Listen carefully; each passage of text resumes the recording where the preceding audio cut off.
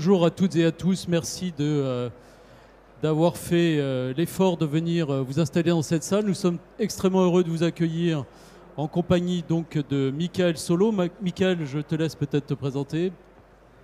Michael Solo, donc je travaille pour le groupe Printemps. En fait, je dirige un centre de services partagés e-commerce et dont la mission a été cette année de créer un site, vous le verrez, pour Citadium. Alors nous avons démarré effectivement il y a un an un projet Citadium. Citadium, c'est une enseigne avec une identité forte, très urbaine. C'est 6000 m² en plein centre de Paris sur le magasin de Comartin. Et l'idée, c'était effectivement de mettre en scène un site e-commerce, sachant qu'ils avaient déjà, puisque c'est une clientèle 15-25, qui était déjà très web et il n'y avait pas de site e-commerce. Donc nous avons voulu créer ce site sur lequel il y a 130 marques, enfin il y aura 130 marques et environ 5000 références dès la première saison. Ce site, il était nécessaire aussi parce que finalement Citadium, sans avoir un site marchand, ils avaient un site institutionnel, avait déjà 70 000 fans Facebook, un Twitter très actif et était déjà finalement un rendez-vous incontournable pour cette clientèle. Et donc l'idée de monter ce site, effectivement on parlait de back-office, on parlait de plateforme e-commerce.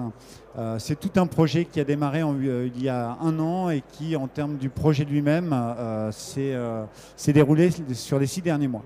Mettre en ligne un site e-commerce en moins de 6 mois, pour nous, ça a été un véritable changement, puisqu'en fait, on partait de rien.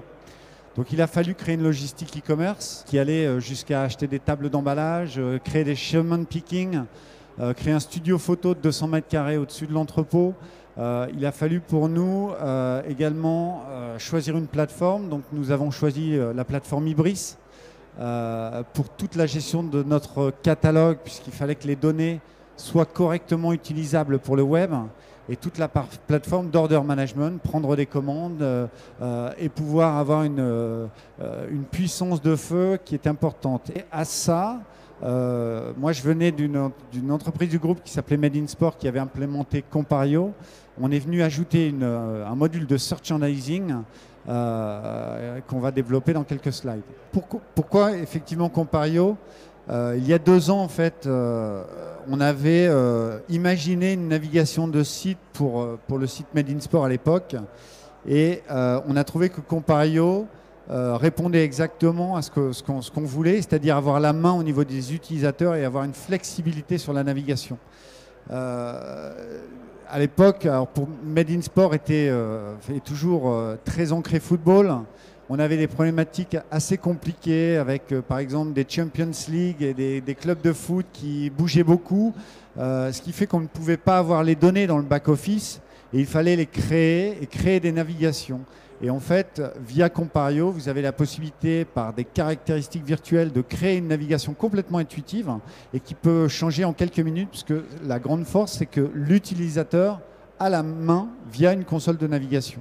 Et ça, c'est vraiment ce qui est vraiment a été la force pour nous, c'est du paramétrage. C'est-à-dire que la donnée, et on l'a dit tout à l'heure, il faut qu'elle soit propre, il faut que la donnée soit référencée, qu'il y ait une donnée pertinente, et ensuite, on va la modéliser dynamiquement sur le site, sur le front, et ça va se traduire en des pages de résultats produits et une navigation intuitive sur la navigation de gauche et sur la navigation principale. On va le voir sur Citadium, mais vous avez des styles qui changent beaucoup dans la mode, et finalement on avait une idée de ce qu'on voulait, mais ça évoluait tout le temps. Et l'avantage, c'est de voir au fur et à mesure les résultats, de pouvoir les réorganiser.